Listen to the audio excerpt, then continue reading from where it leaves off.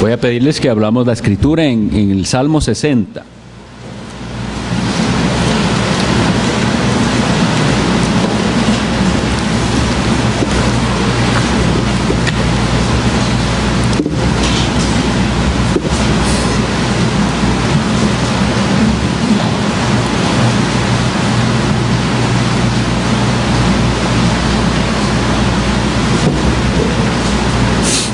Como saben, entonces nuestro hermano, el pastor Eduardo, está en la conferencia de la iglesia Trinity en New Jersey, y entonces suspendemos solo por hoy la serie que él está dando de Hebreos, y entonces voy a predicar sobre un tema que el Señor ha puesto, creo yo, en mi corazón para que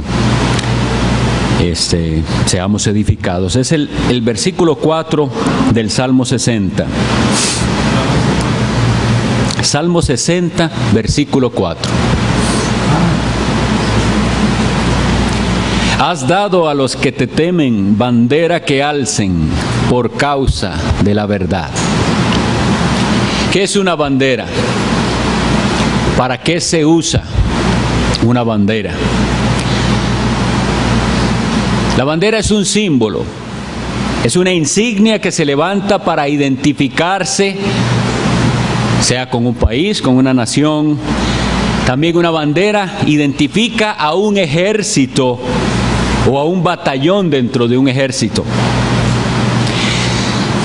Cuando leemos en el libro de los Números, en el capítulo 2, se nos describe que los ejércitos de Israel debían organizarse en campamentos según sus tribus, y cada campamento se identificaba por sus ejércitos según su bandera.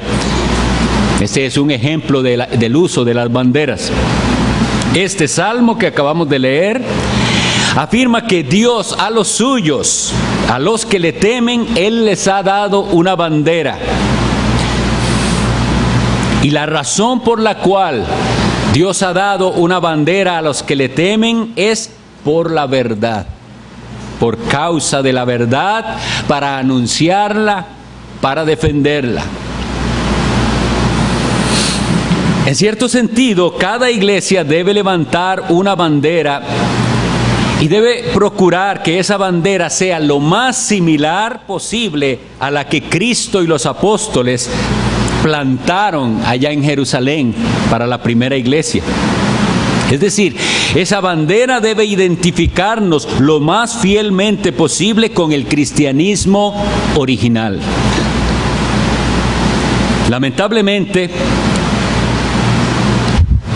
yo creo que las banderas que hoy se levantan dentro del cristianismo parecen, o más bien se parecen cada vez menos a aquella bandera original del Evangelio.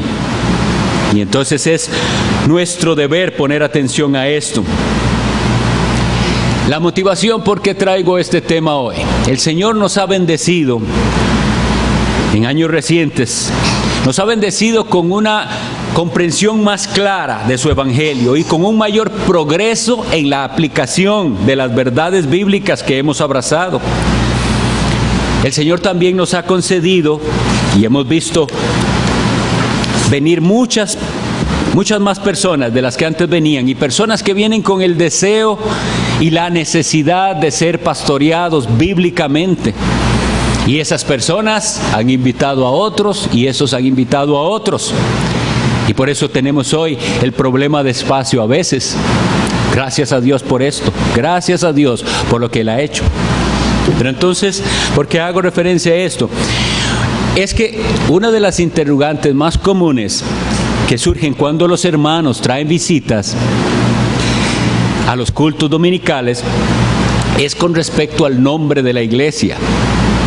¿Por qué se llama Iglesia Bautista Reformada? Y eso genera diversas dudas. Con este sermón quisiera aclarar esas dudas, por lo menos de forma general, y cualquier malentendido que se esté dando con respecto a la iglesia que somos o que procuramos ser. Lo primero que quiero que tengamos en cuenta, y bien claro, es que el nombre de una iglesia no es determinante. ¿Qué significa? ¿Qué es lo que quiero decir esto? Voy a ponerles un ejemplo un poco en broma. Una iglesia puede tener un buen rótulo que diga: esta es la iglesia de Cristo, bíblica, verdadera y original.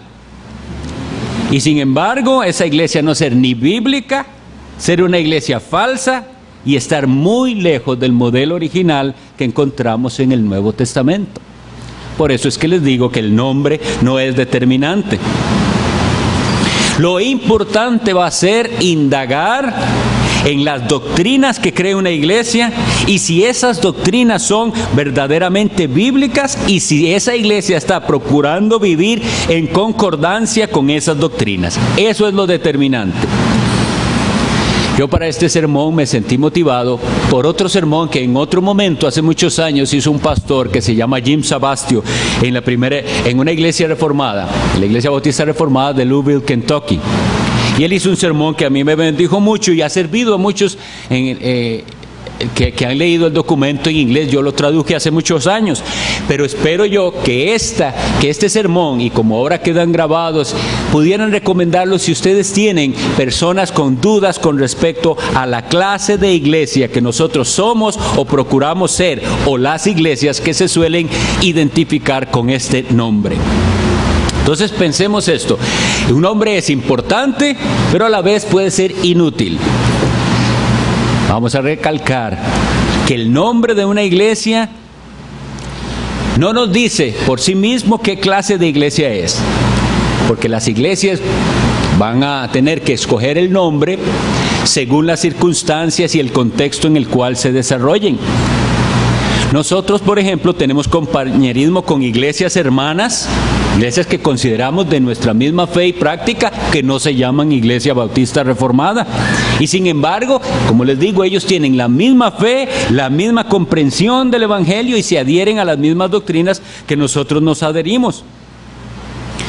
Entonces lo que procuraré es tratar de establecer cuáles son los principios bíblicos que unen a estas diferentes iglesias bajo una misma bandera. Es como si fuéramos un batallón específico dentro del ejército del Señor. Sabemos que hay ovejas de Cristo en diversas iglesias y en diversos lugares. Y incluso en lugares que nosotros difícilmente podríamos llamar como una verdadera iglesia, y ahí puede que tengamos nosotros hermanos en la fe.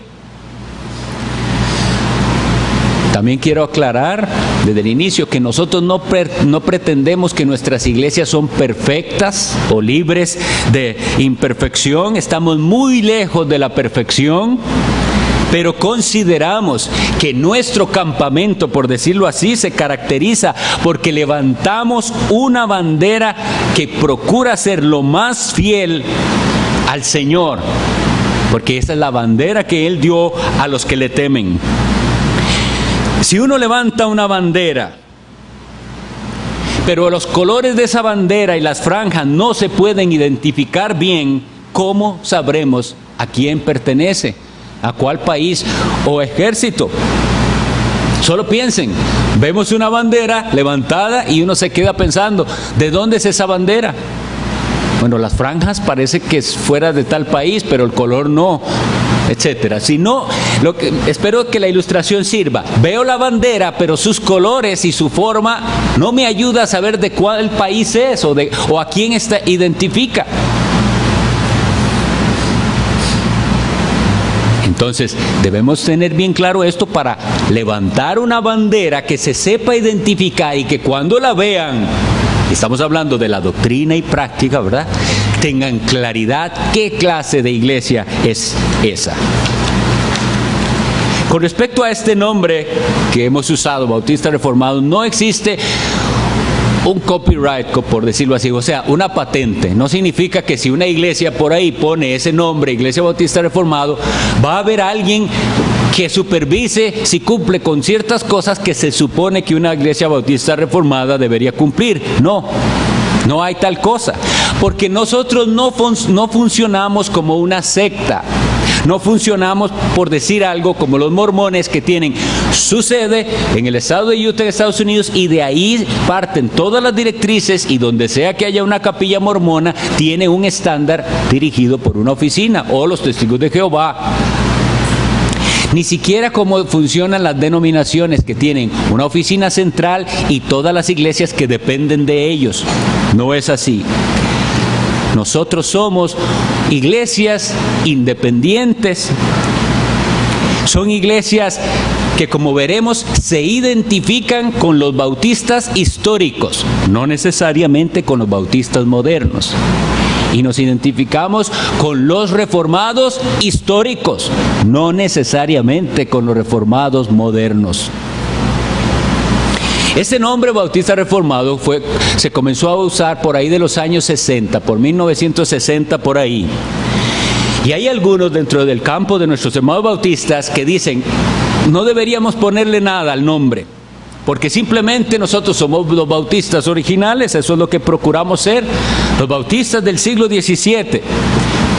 Pero hay contextos en los cuales es necesario identificarlo. Y una de las razones es, y esto es importante en nuestro contexto, y si no lo han escuchado, en algún momento lo escucharán, que dentro de las iglesias bautistas en el siglo XIX surgió un movimiento que se llama landmarquista. Este es el nombre, no tienen que aprenderlo porque ni ellos mismos lo saben, pero fue un movimiento que proclamaba que los bautistas, que las iglesias bautistas eran la única iglesia original y que había una sucesión ininterrumpida desde Juan el Bautista o desde los apóstoles hasta nosotros. Y entonces las personas de este movimiento decían, nosotros no tenemos nada que ver con la reforma protestante. Yo vengo de una iglesia con esa forma de creer. Es importante entonces establecer el vínculo con la reforma protestante, porque ese argumento de que nosotros tenemos una sucesión ininterrumpida es muy similar al argumento del catolicismo de que tenemos 1500 o cuantos quieran años de existencia, y que eso es lo que me da el sello de ser originales. No, una iglesia puede ser lo más antigua que usted quiera y ser completamente apartada ya de la Biblia. La antigüedad de la iglesia no es lo que la determina. Entre ese movimiento también del landmarquismo se niega la iglesia universal. Por ahí vamos a empezar. Nosotros reconocemos que hay una sola iglesia esparcida por todo el mundo, que es la iglesia de Cristo, y que está conformada por hermanos de diferentes iglesias. Todos los que verdaderamente han creído en Jesucristo, se han arrepentido, por lo tanto son lavados en la sangre del Cordero, los siguen, esos son hermanos, y esa es la iglesia. ¿Entienden? Hay una iglesia.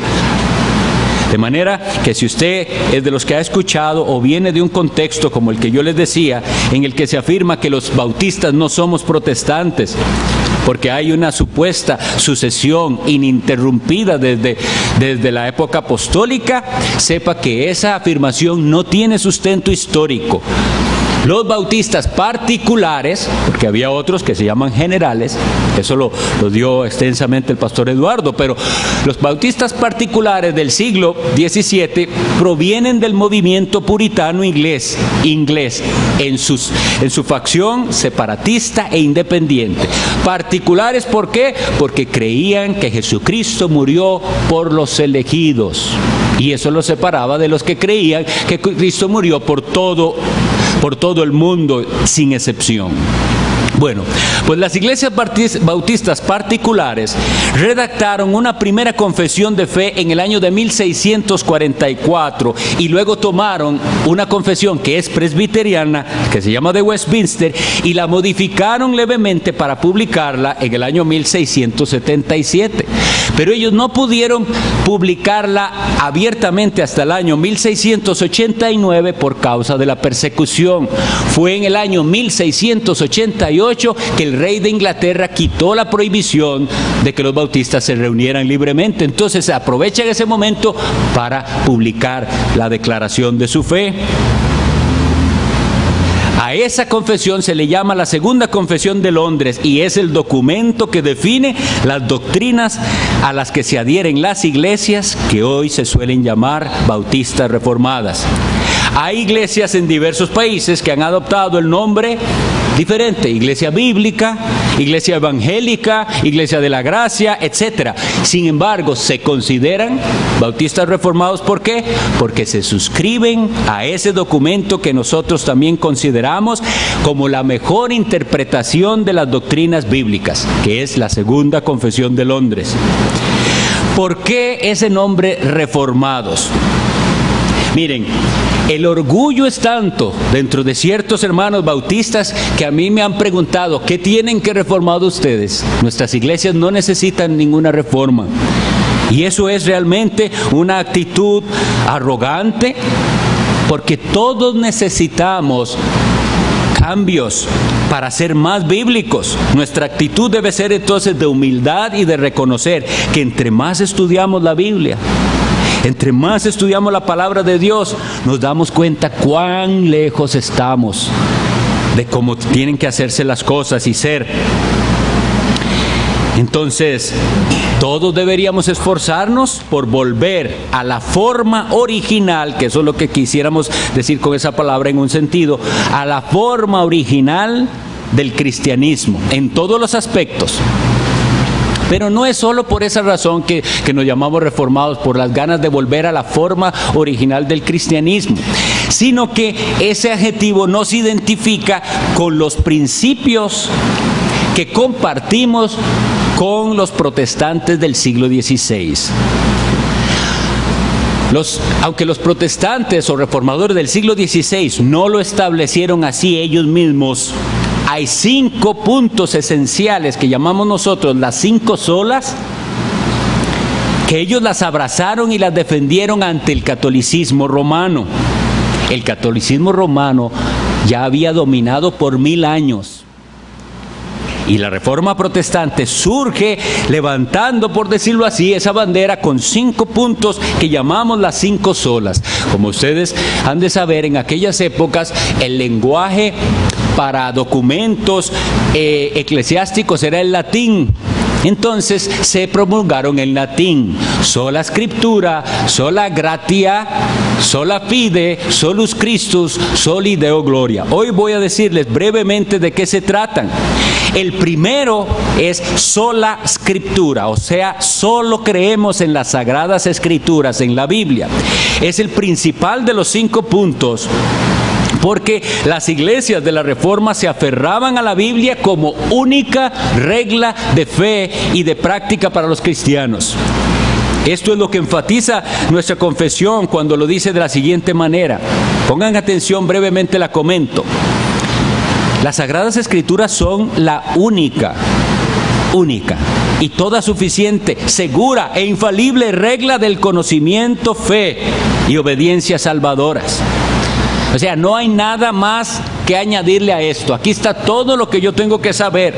Y oigan lo que incluye: aunque la luz de la naturaleza y las obras de la creación y de la providencia manifiestan la bondad, sabiduría y poder de Dios, es decir, la creación, el hombre vuelve a ver, y debería eso ser suficiente para saber que hay un Dios y que le debe adoración a ese Dios. Pero no es suficiente. No es suficiente ver la creación. Dios ha tenido que dejar, entonces dice aquí, su voluntad plasmada. Dice: le agradó al Señor en varios tiempos y en diversas maneras revelarse a sí mismo. Eso lo leemos en la Biblia. Dios habló muchas veces y de muchas maneras. Y para propagar mejor la verdad y para el mayor consuelo y establecimiento de la iglesia contra la corrupción de la carne y la malicia de Satanás, le agradó dejar esa revelación por escrito, por todo lo cual las Sagradas Escrituras son necesarias. ¿Entienden? Sin las Sagradas Escrituras no podemos llegar a un correcto conocimiento de Dios. Y nosotros afirmamos que todos los modos anteriores en los cuales Dios se comunicó con el hombre han cesado. Hebreos 1 y 2 dice así: Dios, habiendo hablado dice, Dios, voy a leerlo textualmente, Dios habiendo hablado muchas veces y de muchas maneras en otro tiempo a los padres por los profetas, en estos postreros días ha hablado por el Hijo, a quien constituyó heredero de todo y por quien asimismo hizo el universo. Dios se reveló antes de muchas maneras a los profetas, por sueños, palabras audibles, visiones, etc. Y eso ha cesado. Solo tenemos la Sagrada Escritura, de la cual leemos también en 2 Timoteo 3:16, porque toda la Escritura es inspirada por Dios y útil para instruir, corregir, enseñar, etc. Lo habíamos visto, una serie de predicaciones con respecto a esto. Ese es el primer punto de todos. Nosotros solo creemos en la Biblia y nada más que en la Biblia. Dios no revela más cosas al oído de nadie. Nada es necesario, excepto la Biblia. Y en Deuteronomio 12:32, Dios le habló a Moisés diciéndole: cuídese de que haga todo como yo le digo y no añada a eso nada. Solo lo que yo le digo, ni le quite a eso nada. Y en Apocalipsis 22:18 y 19, hay una maldición de Dios al que quiera agregarle algo a la revelación de Dios. Y hay una maldición de Dios al que quiera quitarle algo a la revelación de Dios. Primer punto, solo la Escritura.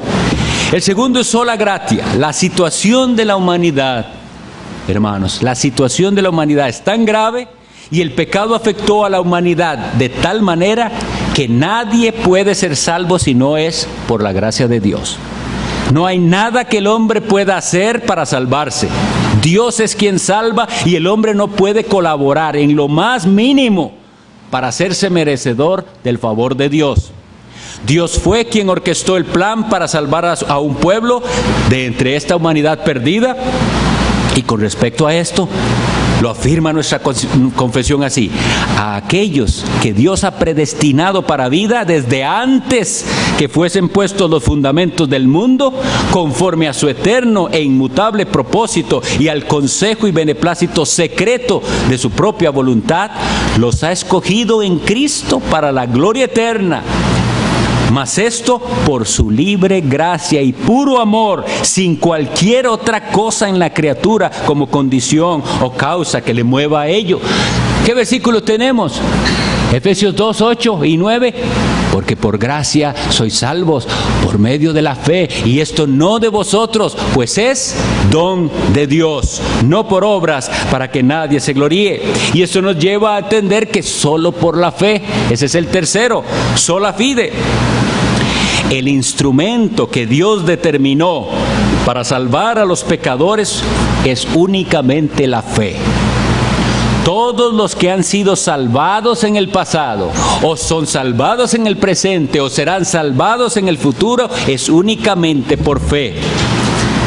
Las buenas obras de ninguna manera hacen a las personas merecedoras de la salvación, sino que son la muestra, la evidencia y prueba de que han recibido la salvación que es por gracia. Porque eso es lo que dice después el versículo 10 de Efesios 2. ¿Verdad? Que las buenas obras fueron preparadas por Dios para que nosotros anduviésemos en ella. Fuimos creados en Cristo Jesús para buenas obras. Y entonces nuestra confesión dice: la fe que así recibe a Cristo y descansa en Él y en su justicia es el único instrumento de la justificación. Sin embargo, no está sola en la persona justificada, sino que siempre va acompañada por todas las demás virtudes salvadoras, y no es una fe muerta, sino que es una fe que obra por el amor. Ustedes han oído de gente que habla de la salvación por fe, pero la gente sigue viviendo como quiera. Esos no entienden lo que es la salvación por fe. El otro punto es solus Christus, es decir, solo Cristo. La fe es el instrumento de la salvación. Sin embargo, esa fe debe ser depositada única y exclusivamente en Jesucristo, el Hijo de Dios. Fuera de Jesucristo no hay salvación posible. Él es el único mediador, Él es el único salvador, el Redentor. Y este principio entonces rechaza por completo cualquier mediación de cualquier hombre o criatura en el cielo o en la tierra. Ustedes saben de qué estamos hablando. Ustedes tienen que imaginarse a los protestantes enfrentando al catolicismo. No hay otro mediador, solo Jesucristo. Jesucristo es Emmanuel, Él es el Dios con nosotros, porque tomó forma humana y se nos acercó, y Él nos acercó a Dios mismo. Él es Hijo de Dios e Hijo del hombre, verdadero Dios y verdadero hombre, y únicamente los que están unidos a Cristo pueden ser salvos. Hechos 4:12 dice: y en ningún otro hay salvación, porque no hay otro nombre bajo el cielo dado a los hombres en que podamos ser salvos. Llegamos al quinto punto, y es Soli Deo Gloria. Ahora, no todos saben, pero nosotros recientemente tuvimos un tiempo para decidir cuál logo nos podía identificar, y la iglesia halló que el mejor era el que tuviera esas 5 solas. Por eso debemos conocerlas y debemos saber explicarlas. El último, que es Soli Deo Gloria, significa que Dios es el único merecedor de gloria. Solo a Dios sea la gloria. Rechazamos todo sistema que haga a Dios compartir su gloria en la salvación de los hombres. Por ejemplo, la salvación es de Jehová. Eso dice el Salmo 3:8 y Jonás 2:9. Dios salva de principio a fin. La salvación es una obra trinitaria. El Padre eligió un pueblo, el Hijo vino a redimir ese pueblo, y el Espíritu Santo ilumina a ese pueblo para que crean en Jesucristo y sean hechos hijos de Dios. Dios salva, todo es obra de Dios. Y todo lo que se necesita para la salvación viene de Dios. Por lo tanto, los que son salvados tienen un compromiso de vivir según el propósito de la vida, lo que debería ser la vida de todo ser humano. Los salvados ahora viven para glorificar a Dios, en sumisión gozosa a su santa ley, en sumisión gozosa, con gozo cumplo los mandamientos para la gloria de Dios. Quiero conocer su voluntad para la gloria de Dios. Tanto que dice 1 Corintios 10:31, si coméis o bebéis o hacéis cualquier otra cosa, solo dígame qué, hágalo para la gloria de Dios, cualquier cosa. Y eso afecta la vida entera. Afecta, hermana, cómo usted cuida de su casa, hermana, cómo cuidamos del jardín, cómo cuidamos de nuestros hijos, cómo cuidamos de cada cosa, cómo trabajamos, cómo nos alimentamos, cada cosa, todo para la gloria de Dios. Y en la iglesia, todo para la gloria de Dios. Y ahorita vamos a ver un poquito más de esto. Hemos visto así brevemente y en repaso las 5 solas.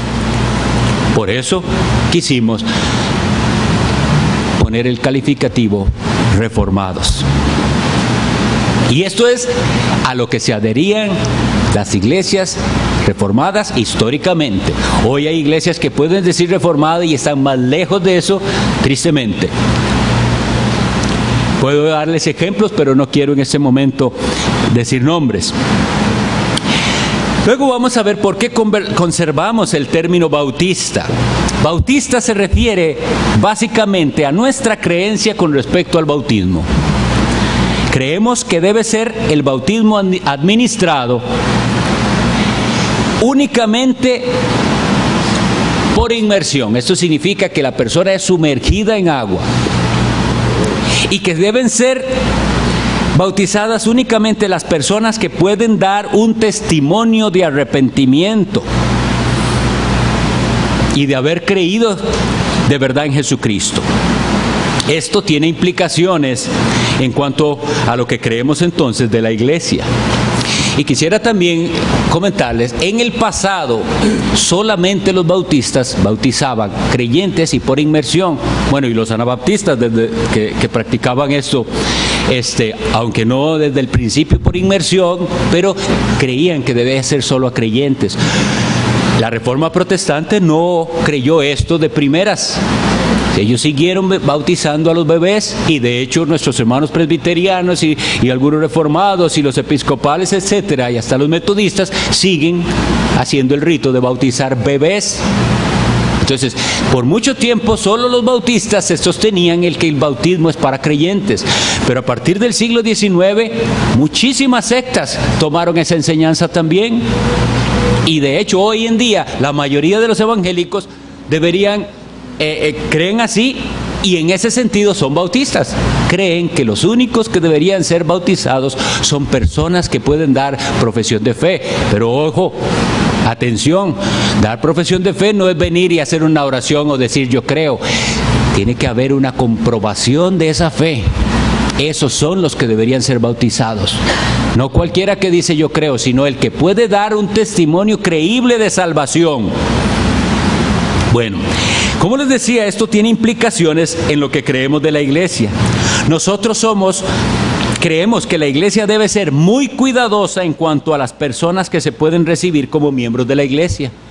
Por eso adoptamos esta costumbre de que la persona dé testimonio. Y la iglesia en este mes no tiene que olvidarse del que recién dio testimonio, sino orar por esa persona, que el Señor confirme que es una oveja de Cristo, y que si no es, que el Señor saque a la luz lo que tiene que sacar para que no sea recibido en la iglesia a alguien que no es una verdadera oveja de Cristo. Aunque no hay iglesias perfectas, como les había dicho, y aún las iglesias más puras tienen sus defectos, es nuestro deber y responsabilidad procurar que sean admitidos en la iglesia únicamente las personas que de verdad se identifican con Cristo, que quieren seguirle y que quieren servirle. Tenemos entonces, como iglesia, en alta dignidad las dos ordenanzas o sacramentos de Jesucristo. Él fue el que instituyó el bautismo y la cena del Señor, o la comunión, que es lo mismo. Y entonces, eso debe identificarnos. Una iglesia que tiene a las ordenanzas en alta estima. Por medio de la aplicación de la disciplina bíblica, procuramos evitar que el nombre de Cristo y su iglesia sean ofendidos por conductas pecaminosas y escándalos, y nos preocupamos porque exista una labor pastoral cuidadosa. Es decir, no es nada más decir yo quiero ser miembro y va a ser admitido como miembro, no es nada más de llevar un cursillo y ya yo lo llevé y voy a ser miembro. No es solo eso. Los bautistas reformados, esta es una cita del pastor Sabastio, se distinguen por la convicción de que la salvación transforma radicalmente la vida del convertido. Es trágico que tal cosa necesite ser mencionada. Hoy en día es el tiempo del decisionismo. La idea de que uno repite una oración como si fuera una fórmula y como consecuencia de ello, ya, declarado salvo. No importa si sigue en pecado, si no busca la santidad. Y como dijo este pastor, puede vivir como un demonio y le dicen que va para el cielo.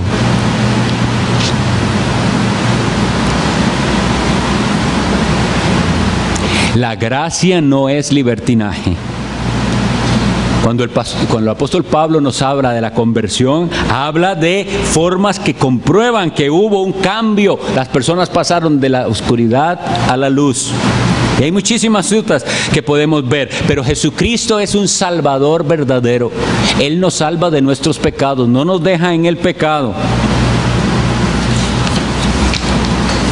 La Biblia, ¿qué es lo que dice? Que si alguno está en Cristo, nueva criatura es. Entonces, ¿cómo va a vivir como siempre había vivido? ¿Cómo va a tener las mismas costumbres, la misma forma de hablar, vestir, comportarse? Jesús vino y dice que su pueblo es celoso de buenas obras. Entonces, Cristo es Señor y Salvador, eso lo habíamos visto. Entonces, los que dicen que Cristo los ha salvado, se someten al señorío de Cristo. Eso es lo que nosotros creemos. Nosotros no creemos que haya una categoría de cristiano que se llama, según la creencia de unos, es un cristiano carnal. Él es salvo, pero es así porque él es carnal. Un cristiano puede caer en carnalidad eventualmente, pero el que vive completamente en carnalidad no es cristiano. El cristiano se arrepiente y vuelve, es levantado por Dios. Entonces nos esforzamos en que nuestras iglesias funcionen como verdaderas comunidades de fe, familias espirituales, donde no hay una jerarquía, sino que somos hermanos. Sin embargo, reconocemos que el Nuevo Testamento establece dos oficios para la iglesia. Son ancianos y diáconos, nada más. Los ancianos son los pastores, que es lo mismo que los obispos. No usamos mucho esa palabra por el contexto, porque la gente tiene la idea de que un obispo es alguien que está muy por sobre los demás. No, somos hermanos, y de entre los hermanos el Señor llamó a unos que van a ser llamados los ancianos o los pastores de la iglesia, y otros los diáconos. Y el Señor lo hizo esto para cuidar el rebaño. Los ancianos se encargan de la administración de las cosas espirituales y los diáconos de las cosas o bienes temporales, pero también guiados por los ancianos de manera que se da a entender que este es un ministerio sagrado. No es cualquier cosa, es un ministerio sagrado. Nuestras iglesias procuran entonces tener una pluralidad de ancianos. ¿Qué significa eso? Varios. En la medida de lo posible vamos a intentar eso. Siempre que sea posible, que no haya un solo pastor. Y el cuidado del rebaño es una tarea que en nuestras iglesias los pastores toman con mucha seriedad. Hebreos 13:17 dice que como quienes han de dar cuenta por vuestras almas. Y eso es serio. Estos ministerios, ancianos y diáconos, deben ser desempeñados según lo que creemos por varones, no por mujeres. Pero tomando en cuenta esto, no significa que cualquier varón puede ser anciano o diácono. Solo aquellos que cumplen, y recientemente hemos tenido esas lecturas, los requisitos estipulados por el Señor en 1 Timoteo 3 y en Tito 1. Este énfasis en el liderazgo masculino, tanto en la iglesia como en el hogar, es algo que nos distingue como bautistas reformados, y también es algo por lo cual no somos muy queridos. Los roles para los hombres como esposos, padres y jefes de hogar, y de las mujeres como esposas, madres y amas de casa, son una ofensa para la cultura impía en que vivimos. Lo triste es que también es una ofensa para algunos que se llaman cristianos y nos llaman entonces retrógrados, anticuados, extremistas. Nosotros creemos en el orden de Dios para la iglesia y para el hogar.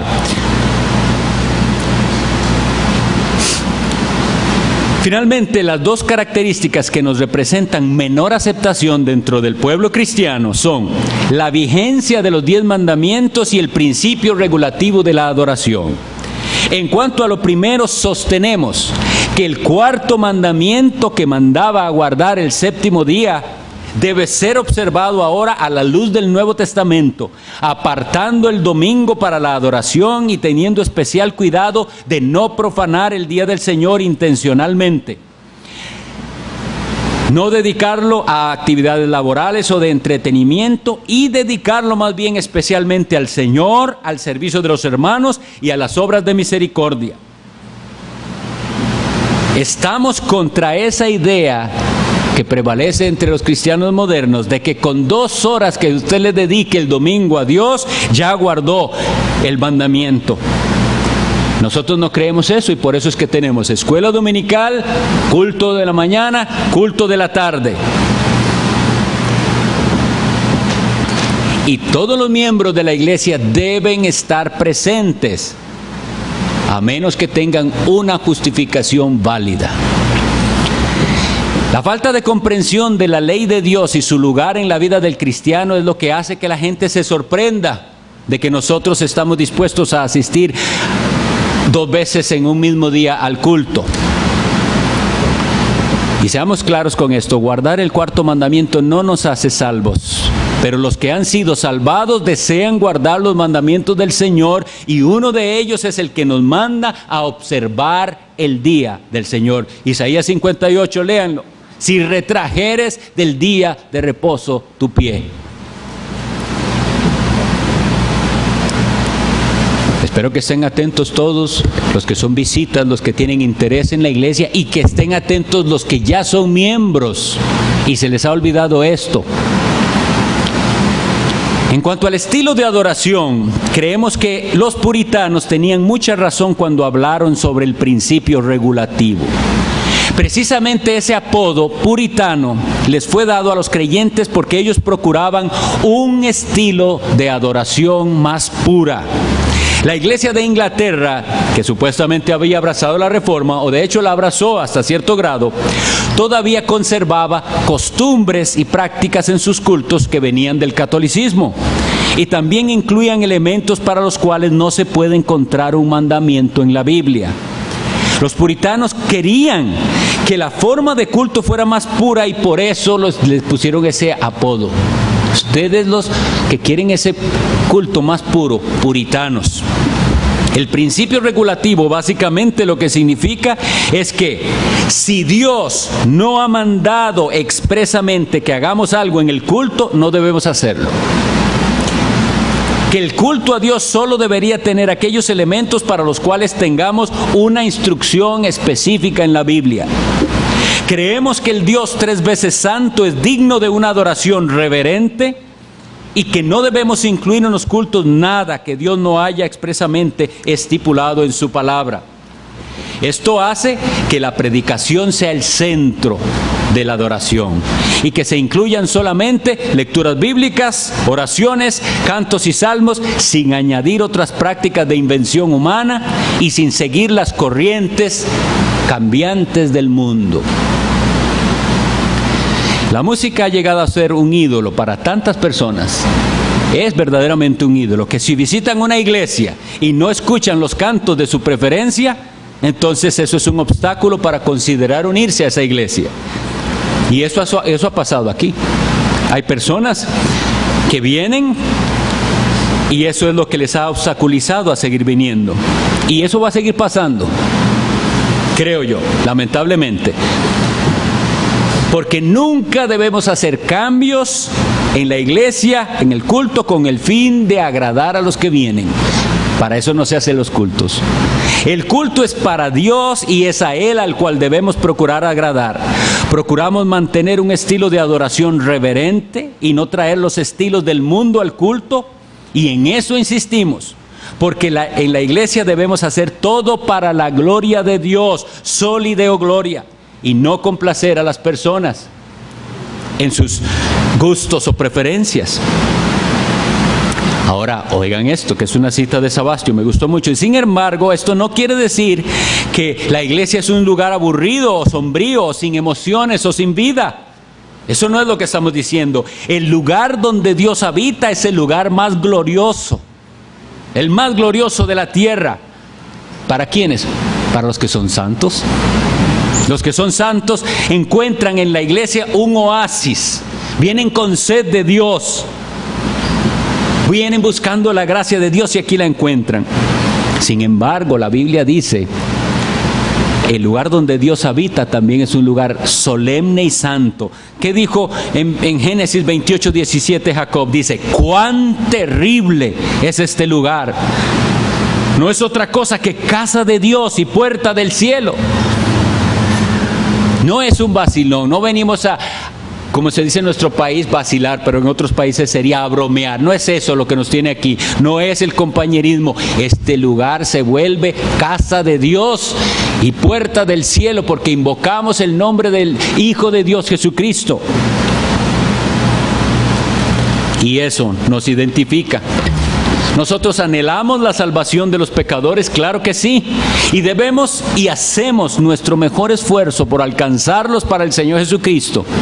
Pero el culto no se hace con ese propósito principal de ganar almas para Cristo o para que se unan a nuestra iglesia. El culto es para adorar al único que es digno, siguiendo el modelo que vemos en el Nuevo Testamento y en particular esa adoración que se describe en Apocalipsis 4 y 5. Es una adoración trinitaria sublime que corresponde a la grandeza y magnificencia de Dios.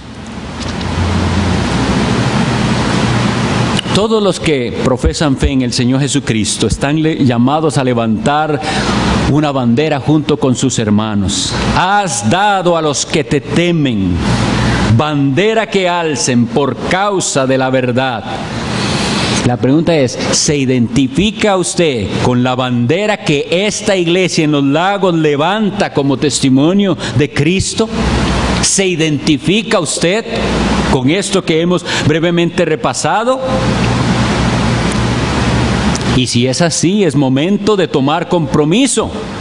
Implica membresía, buscar qué es necesario para unirse formalmente a la iglesia y dejar las excusas. Hay que dejar esas excusas que la gente está poniendo para no unirse formalmente. Hay que ayudar a los que estamos sosteniendo aquel estandarte de la verdad, para que muchos, por medio del testimonio de esta iglesia, conozcan al Salvador y se rindan a Él.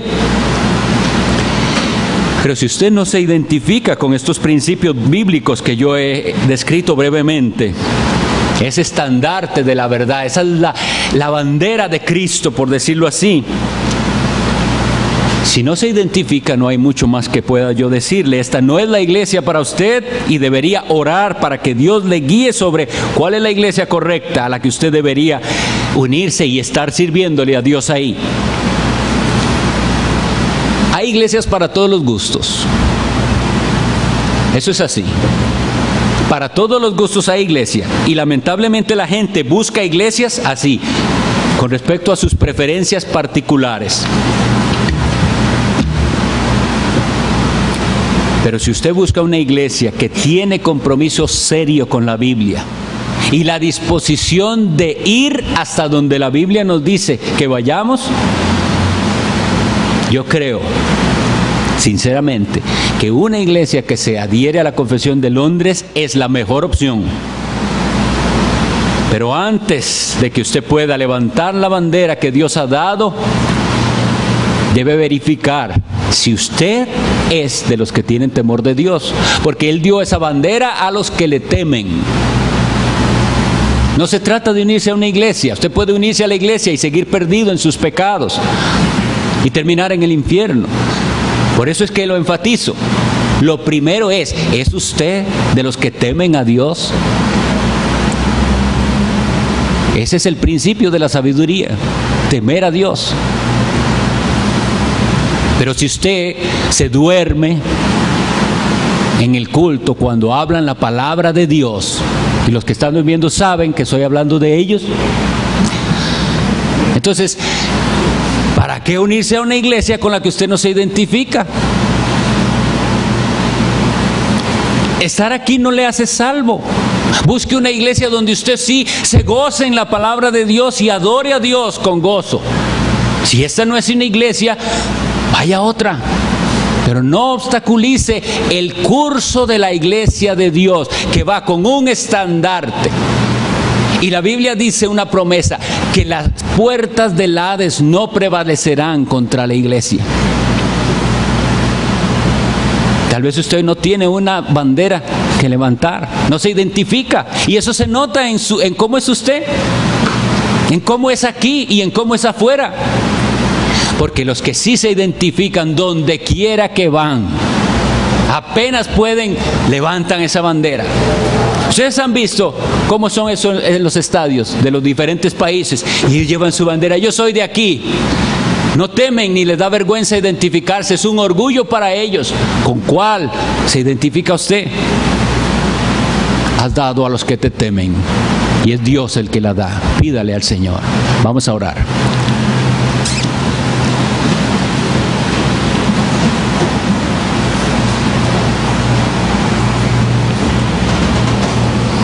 Bendito Dios, qué misericordioso eres tú y qué bueno, que no nos dejaste en el error,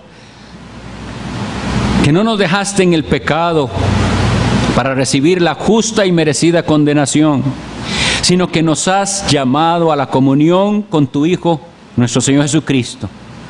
Y nos das el privilegio de tener tu santa palabra, única regla de nuestra fe, porque en ella podemos conocer quién eres tú, quién eres verdaderamente, y cómo es que podemos nosotros tener una relación verdadera contigo.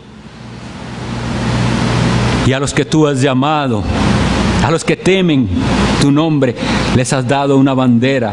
Perdónanos, oh Señor, por tantas veces que no hemos levantado esa bandera con valentía, que nos hemos intimidado, que hemos tenido temor de lo que otros piensen de nosotros, que nos hemos sentido mal porque nos llamen fanáticos o extremistas.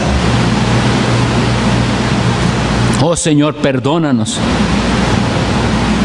pero que podamos levantar ese pendón, esa bandera preciosa, identificarnos con ella y que nuestras vidas sean un fiel reflejo de lo que nosotros creemos. Mira, Señor, nuestra gran necesidad. Gracias, Señor, por tu Espíritu Santo prometido. Creemos que tú lo has de enviar para guiarnos cada vez más a la verdad. Gloria sea a tu nombre para siempre y solo a ti, por medio de tu Hijo, nuestro Señor Jesucristo. Amén. Vamos a levantarnos y a cantar juntos, cual pendón hermoso, despleguemos hoy la bandera de la cruz.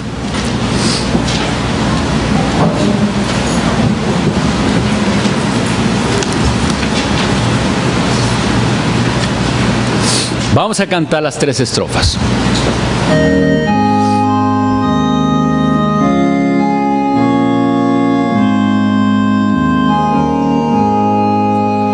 Cual pendón hermoso, despleguemos hoy la bandera de la cruz, la verdad del Evangelio, el blasón del soldado de Jesús. Adelante, adelante, en pos de nuestro Salvador, nos da gozo y paz nuestro Rey. Adelante con valor, en el mundo proclamemos con fervor esta historia de la cruz. Bendigamos sin cesar al Redentor.